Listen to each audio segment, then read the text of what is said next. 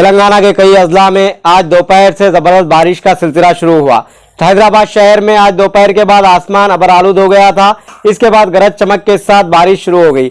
हैदराबाद और सिकंदराबाद के कई मुकामात पर जबरदस्त बारिश हुई, जिसकी वजह से सड़कों पर पानी जमा हो गया। बारिश की वजह से जहां शहरियों को झुलसा देने वाली शदीद गर्मी से राहत हासिल हुई, वहीं राहगीरों और गाड़ी सवारों को मुश्किलात का सामना करना पड़ा। रियासत तेलंगाना के अजला विकाराबाद और संगारेड्डी में भी जबरदस्त ज़ालाबारी हुई। खास तौर पर जिला संगारेड्डी के कोहिर मंडल में तेज हवाओं के साथ ज़ालाबारी हुई। मूसलाधार बारिश के अलावा कई मुकामात पर गरज चमक के साथ बारिश हुई, जिसकी वजह से जिले के कई इलाकों में बरक़ी की सरबराही में शदीद खलल पड़ा। निज़ामाबाद जिले के भी मुख्तलिफ मुकामात पर तेज हवाओं के साथ बारिश हुई, जिससे बारिश की सबब आवाम को गर्मी से राहत हासिल हुई।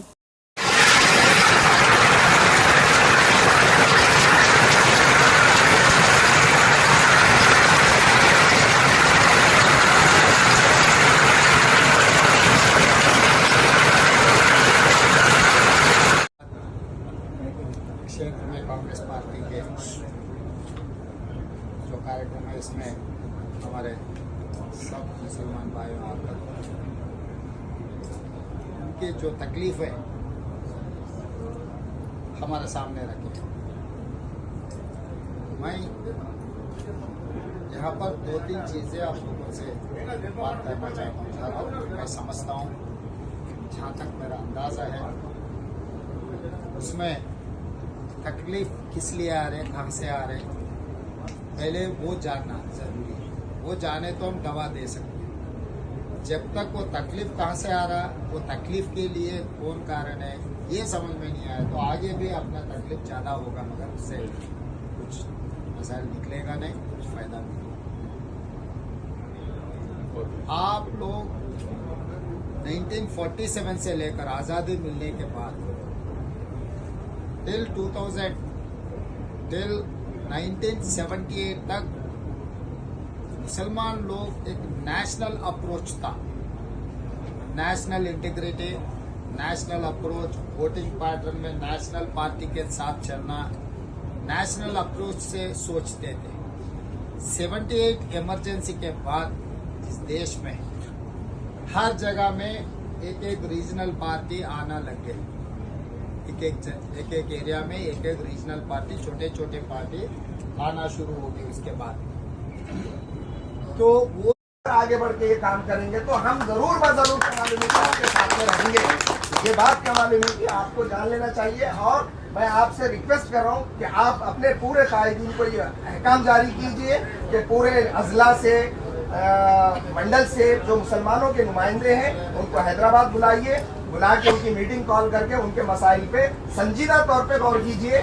ना तो सच्चर कमेटी पे आज तक अमल हुआ, ना तो वामन मिश्रा की कमेटी पे कोई अमल हुआ। अब ऐसा ना हो कि इलेक्शन से पहले वादे किए जाए और इलेक्शन के बाद बुला दिए जाए, ऐसा मत कीजिए। उससे बहुत दिल आजारी हो रही है और अब तक हम बहुत बर्दाश्त कर चुके हैं। अब आइंदा ऐसा होगा तो फिर पॉलिटिकल पार्टी का तमाम पॉलिटिकल पार्टियों को डर है कि मुस्लिम ओरिएंटेड कोई काम करेंगे तो मेजॉरिटी का वोट खराब होगा। अब ये डर के ही पूरी पार्टियां काम कर रही है। फ्रैंकली बोलो, कोई एक पार्टी का नाम नहीं। तो ये डर की वजह से हमारा जो बुनियादी हक है, हमारे जो पॉपुलेशन के साथ एजुकेशन में, रोजगार में, मुलाजिमत वो हमको नहीं मिल रहा। गुज़श्ता 35 साल से टीडीपी से पहले तक भी कांग्रेस का मेजर सपोर्ट मुस्लिम थे, और टीडीपी उसके बाद आई तो वहाँ से जब इंदिरा गांधी हैदराबाद आई तो उन्होंने ये वर्ड कहा था, 40 साल के मजबूत किले के अंदर किसने जो से कील मारे। उनका जब ईनाडू पेपर वगैरह ने उसका साथ दिया था, बहरहाल एक नया स्टेट का जन्म हुआ था। लेकिन अब जितने भी स्टेट बन रहे हैं, हर स्टेट में हमारे जो से थिंकर्स, हमारे दानी का मैसेज कर रहे हैं, हमारे दिल की बात बता रहे हैं। कोई भी पॉलिटिकल पार्टी खुले तौर पर मुसलमानों का जो दस्तूरी, हम खैरात नहीं मांग रहे, भीख नहीं मर रहे, हम बोल के दो, दस्तूर ने जो हमको हक दिया है वो हक देने के लिए तैयार नहीं है। उसकी वजह यह है कि उनको खौफ है, डर है। अगर जो सो देंगे हक इनको तो हमारा मेजॉरिटी का वोट खराब। आज निज़ामाबाद में आमद पर तहे दिल से खैर मकदम करता हूँ।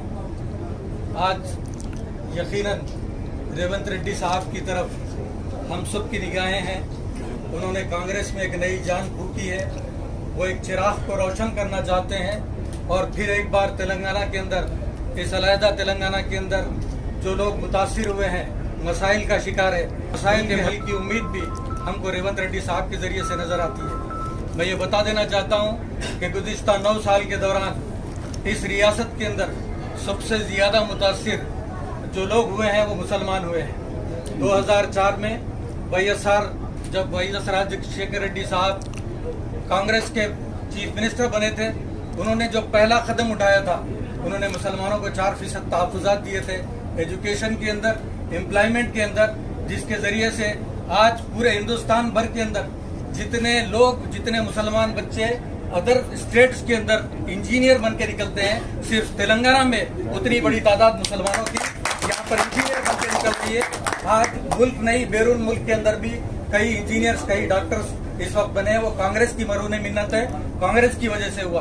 कांग्रेस ने कई कोशिशें मुसलमानों के सिलसिले में की है। गुज़िश्ता 9 साल के दौरान अगर आप देखेंगे तो सिर्फ 2 मरतबा अक़लियती कमीशन बनाया गया। ये उर्दू एकेडमी का जो क़ियाम अमल में लाया गया, उर्दू एकेडमी के अंदर आज तक उसके डायरेक्टर्स नहीं है, उसके चेयरमैन का कोई पता नहीं है। फिर माइनॉरिटी फाइनेंस कॉर्पोरेशन, जो माइनॉरिटीज के इस वक्त इदारे हैं, उन इदारों का कोई पुरसाने हाल नहीं है, कोई लोन की स्कीम नहीं है, कोई सब्सिडी स्कीम नहीं है, कोई ट्रेनिंग की स्कीम नहीं है। अब मुसलमान ये समझते हैं कि किस तरह से मुसलमानों के मसाइल को इस टीआरएस पार्टी ने नजरअंदाज किया है। हम सबको इसका एहसास। आप जहाँ कहीं भी कोई भी स्टेट में ईडी अगर जाती है तो सारे हिंदुस्तान के अवाम को ये पता लग जाता है कि वहाँ इलेक्शन आने वाले हैं, क्योंकि बीजेपी के पास कोई डेवलपमेंट्स नहीं है। मैं आपसे एक सवाल पूछना चाहता हूँ, एक 7 साल के 8 साल के बीजेपी गवर्नमेंट में एक ऐसी रेड बताइए जो ईडी की, जो बीजेपी के एमपी पे होती है, बीजेपी के सीएम पे होती है, किसी पे नहीं होती है। ये खाली जो पार्टी से बीजेपी को डर लगता है उसी पार्टी से ईडी रेड करती है। और सीएम केसीआर साहब का खौफ इतना है सारे हिंदुस्तान में, कविता मैडम का, केटीआर साहब का, ये किसान की सरकार बनाने वाले हैं सारे हिंदुस्तान में। आपको मालूम होना चाहिए 80 लाख का सूट ख़त्म हो गई छूट। ये बताइए, जब बीआरएस पार्टी बन के सारे हिंदुस्तान में आई थी, ये बात का हमको अंदाज़ा था कि ये कल ना, आज नहीं तो कल ये होने वाला है, क्योंकि सेंट्रल में बैठी हुई हुकूमत ये हरगिज़ बर्दाश्त नहीं करती है कि दूसरी पार्टी आके उसे डैमेज करे। हमको इस बात, लेकिन ये बीजेपी जहाँ कहीं भी कमज़ोर होती है वहाँ सेल्फ डिफेंस में ईडी को हथियार बना के, वेपन बना के कोई भी पार्टी को हरास करती है। जिस तरह हमारे कविता मैडम बहुत दिन से परेशान है क्योंकि उन्हें कोई मामले में इन्वॉल्व नहीं है।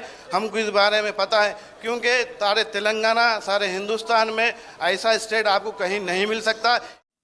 तालीम हर एक फर्द के लिए जरूरी है, चाहे अमीर हो या गरीब, मर्द हो या औरत। बुनियादी जरूरत में से एक है, इंसान का हक है, कोई इसे छीन नहीं सकता। इंसान और हैवान में फर्क तालीम की बदौलत है। तालीम नाम है किसी कौम की रूहानी और तहजीबी कदरों को नस्ल तक पहुँचाने का, वो उसकी ज़िंदगी का जुज़ बन जाए। इन ख्यालात का इजहार मुकर्रिरीन मेहमान खुसूसी नवीद इकबाल शादा पब्लिक स्कूल नागाराम सालाना इजलास के मौके पर मुनक़दा तकरीब से खिताब करते हुए किया। इस इजलास में मेहमान खुसूसी मेयर निज़ामाबाद डी नीतू किरण के अलावा मेहमानान एजाज़ी की हैसियत से नवीद इकबाल रुकन रियासती हज कमेटी व सदर जिला अक़लियती cell BRS, doctor Ravinder Reddy नायब सदर ऑल इंडिया मेडिकल एसोसिएशन, इमाम कायदीन Shakeel Ahmed Fazil, deputy mayor Idris Khan, Akbar Hussain corporator division 46 ने शिरकत की। मुकर्रिरीन ने अपने ख्यालात का इज़हार करते हुए कहा कि तलबा और तालिबात मेहनत व जस्तजू के साथ तालीम हासिल करते हुए अपने मुस्तकबिल को ताबनाक बना सकते हैं। हुकूमत तेलंगाना की जानिब से तलबा को बड़े पैमाने पर अमली इक़दामात रूबे अमल लाए जा रहे हैं। इससे बेहतर तौर पर इस्तेफादा हासिल करें। क़ब्ल शहबाज अहमद शगुफ्ता नौशीन ने मेहमानों का इस्तकबाल किया।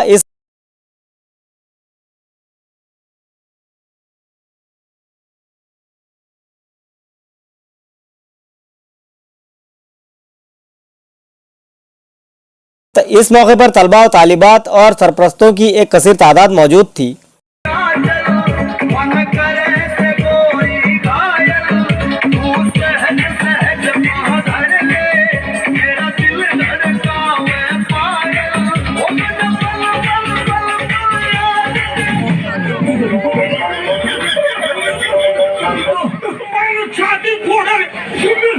हुए तुम भी तो खोपड़ी तोड़ साले का